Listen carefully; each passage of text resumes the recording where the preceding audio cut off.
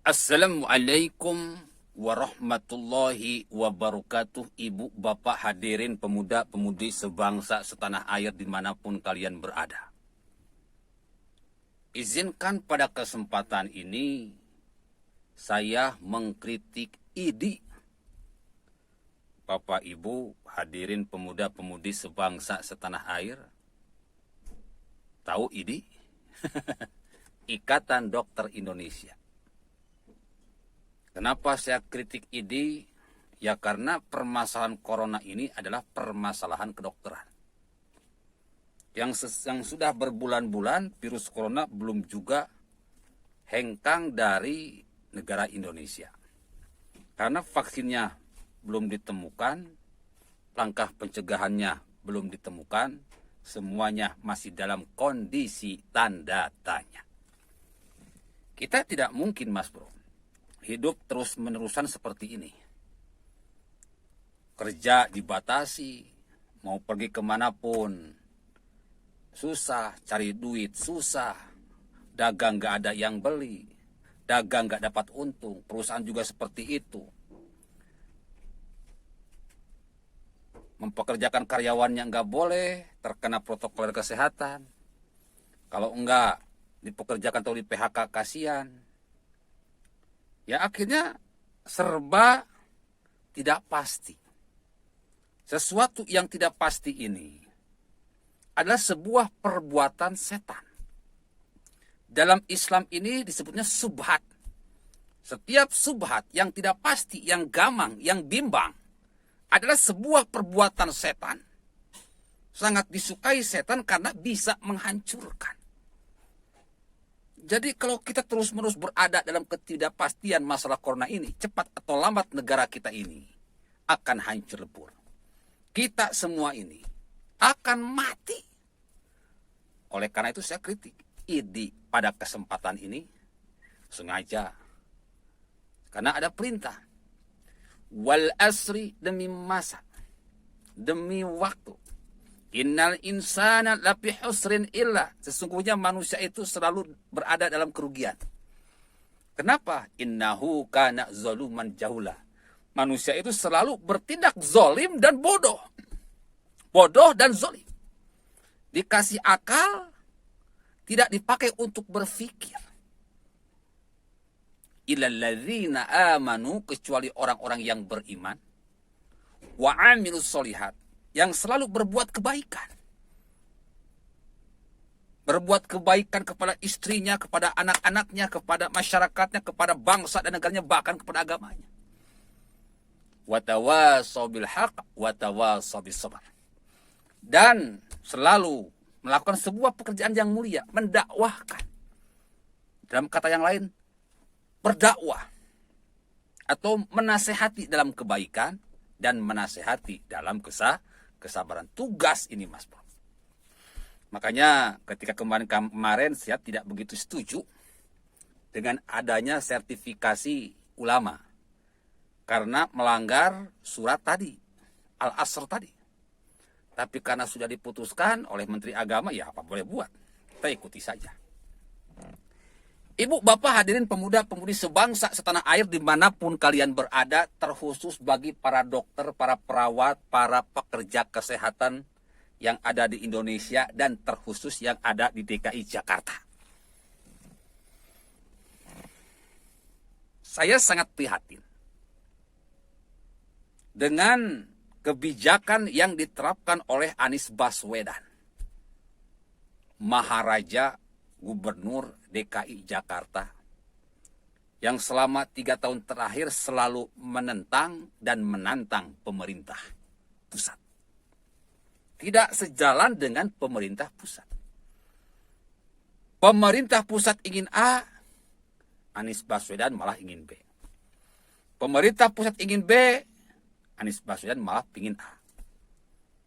Contoh kecil, pemerintah dulu ingin melaksanakan program normalisasi sungai. Si Anies Baswedan malah melakukan naturalisasi sungai. Pada akhirnya, di awal 2020, tahun baru 2020, Jakarta tenggelam. Bahkan kemarin, Jakarta kembali tenggelam. Juga yang terdekat, pusat melaksanakan program The New Normal. Anies Baswedan malah ingin PSBB transisi. Sekarang pemerintah ingin mematangkan The New Normal. Anies Baswedan malah melakukan program apa, Bu? PSBB total. Selalu saja bertolak belakang dan bertolak belakang. Akhirnya Pemda yang lain pun ikut-ikutan sablang, ikut-ikutan bento, ikut-ikutan bego. Ya, kita lihat. Akhirnya semuanya kacau balau, acak-acakan, berantakan. Coba Bapak Ibu hadirin pemuda-pemudi sebangsa setanah air dimanapun kalian berada. Apa jadinya kalau mata kita ini tidak patuh sama otak? Apa jadinya kalau tangan kita ini tidak patuh sama otak? Apa jadinya kalau bibir kita ini tidak patuh sama otak? Akan bikin kekacauan di sana dan di sini yang berujung kepada kematian kepada kita semua. Ini yang terjadi saat ini. Ketika virus corona terjadi, yang punya otak yaitu pemerintah pusat ingin tidak dipatuhi oleh Anies Baswedan dan kawan-kawan. Bahkan tidak dipatuhi oleh para pemda-pemda yang lain. Akhirnya bikin kekacauan, dan kekacauan. Virus corona bukannya semakin mudah untuk diberantas, malah semakin mencekam dan terus mencekam. Karena kita semua tahu, Mas Bro, Pemda itu bawahannya pusat. Dinas Kesehatan, Kementerian itu bawahannya pusat. Kalau bawahan tidak taat sama atasan, acak-acakan persoalan. Dalam bahasa yang lebih indah, jika corona ini dipolitisir oleh bawahan, ya acak-acakan. Lihat sekarang ini, PSBB total digerakkan. Sudah jelas PSBB total itu, PSBB itu gagal total kemarin-kemarin. Kenapa sekarang dilaksanakan kembali? Lockdown. Sudah jelas beberapa negara membuka lockdown karena gagal total. Masih saja dipakai, masih saja dibanggakan.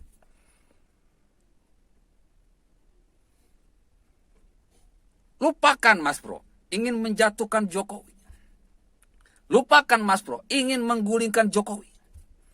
Jokowi ini pilihan rakyat. Suara rakyat adalah suara Tuhan. Pilihan rakyat adalah pilihan Tuhan. Musuh Jokowi adalah musuh Tuhan.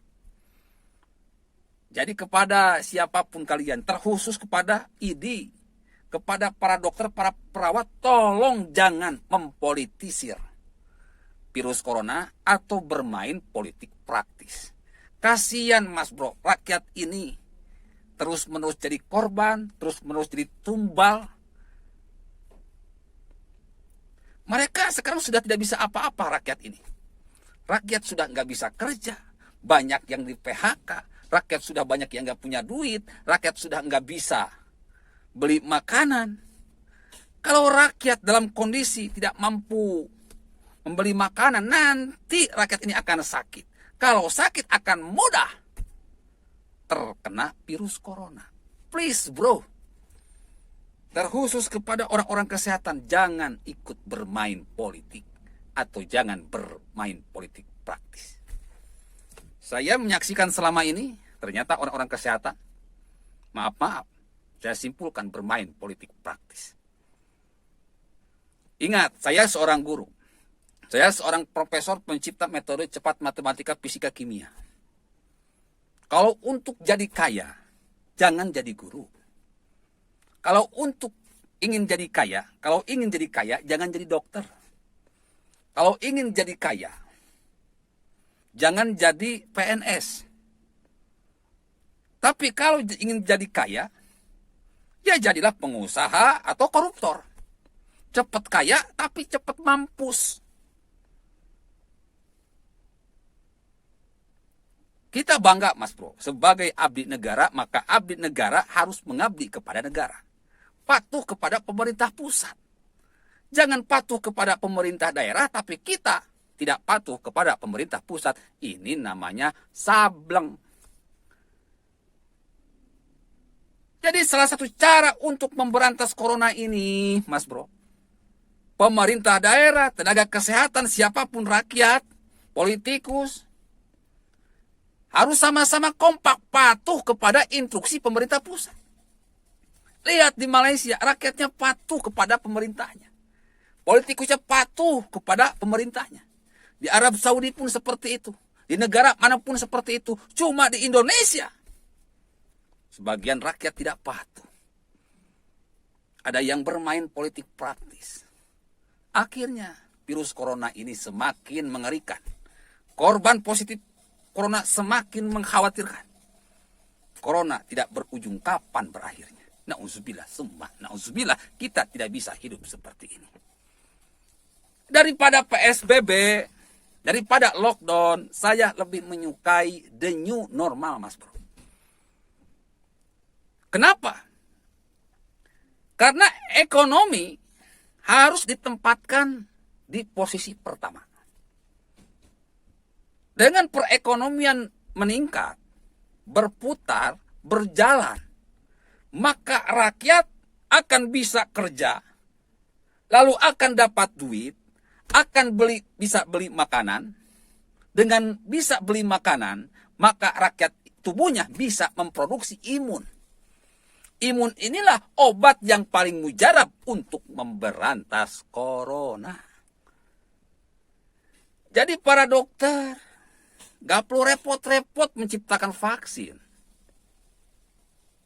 Vaksinnya itu sudah ada dalam tubuh kita, Mas Bro. Sudah ada dalam tubuh rakyat. Obat corona itu sudah ada dalam tubuh rakyat. Kalau rakyat ini nggak bisa makan, kalau rakyat ini nggak bisa nyari duit, kalau rakyat ini nggak bisa kerja, tubuhnya nanti sakit. Tubuh yang sakit nggak mungkin bisa memproduksi imun. Kalau begitu akan timbul mayat bergelimpangan di jalan raya. Na'udzubillah, tsumma na'udzubillah. Perekonomian harus dijalankan dengan secepat-cepatnya. Baru yang kedua, kesehatan. Penciptaan vaksin secepatnya, penyuntikan massal kepada rakyat Indonesia secepatnya. Ibu, bapak, hadirin pemuda-pemudi sebangsa setanah air. Perkara virus corona ini, saya sebagai seorang profesor peneliti, berkesimpulan bahwa penderita virus corona ini terinfeksi karena salah pola hidup.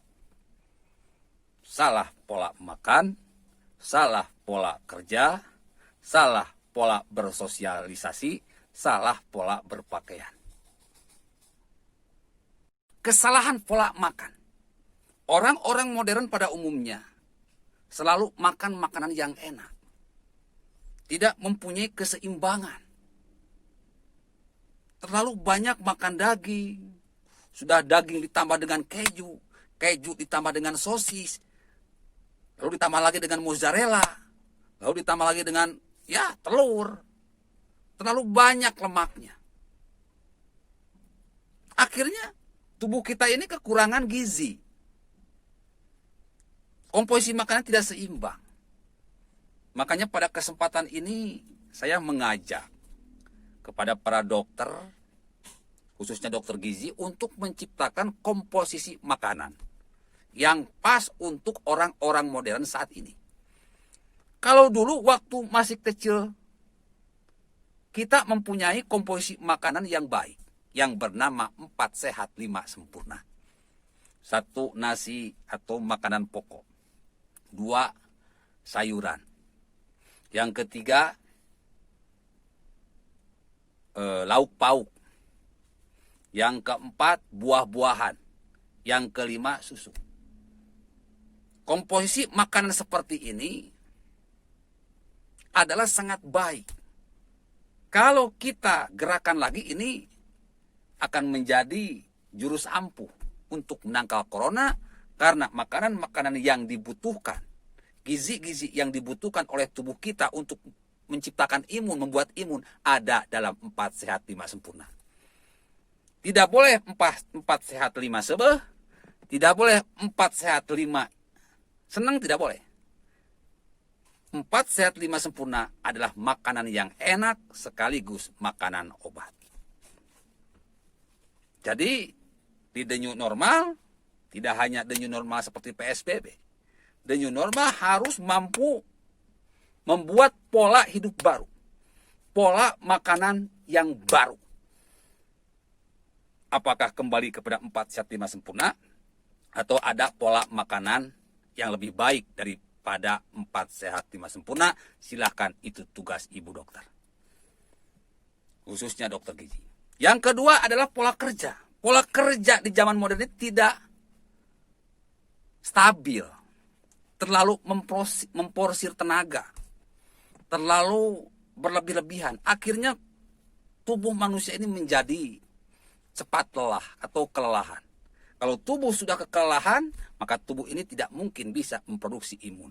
Oleh karena itu, Menteri Tenaga Kerja harus menciptakan pola kerja yang baik, sehingga ada waktu untuk kerja, ada waktu untuk keluarga, sehingga tubuh bisa rileks, tidak kelelahan.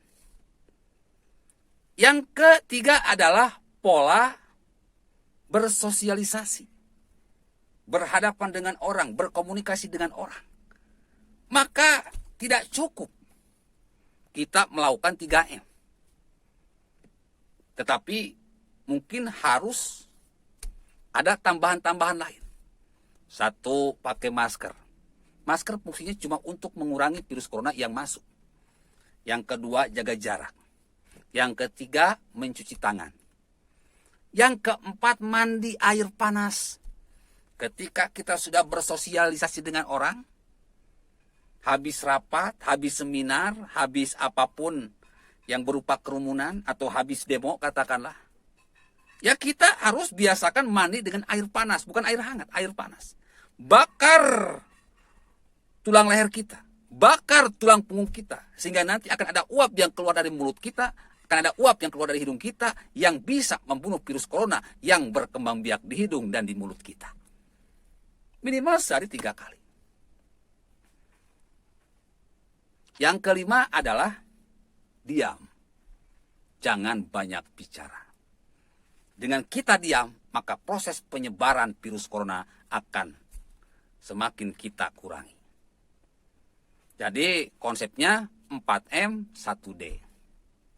1, masker. 2, menjaga jarak. 3, mencuci tangan. 4, mandi air panas. Dan D-nya adalah diam. Lalu selanjutnya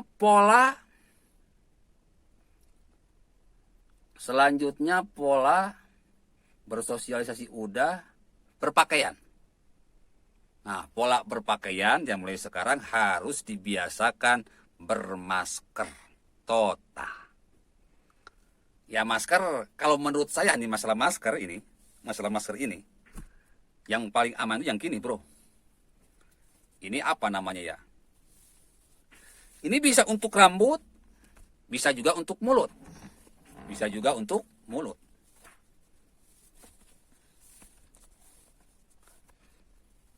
Ini yang paling aman, masker paling aman ini, bro. Kalau menurut saya yang sudah keliling Indonesia. Kalau misalkan kurang tebal, ya tinggal di double.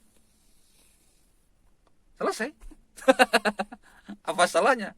Kalau menurut saya, cara berpakaian yang paling baik seperti ini. Menutupi rambut, menutupi telinga. Ini paling rapat loh. Nggak akan ada yang masuk, kecil sekali.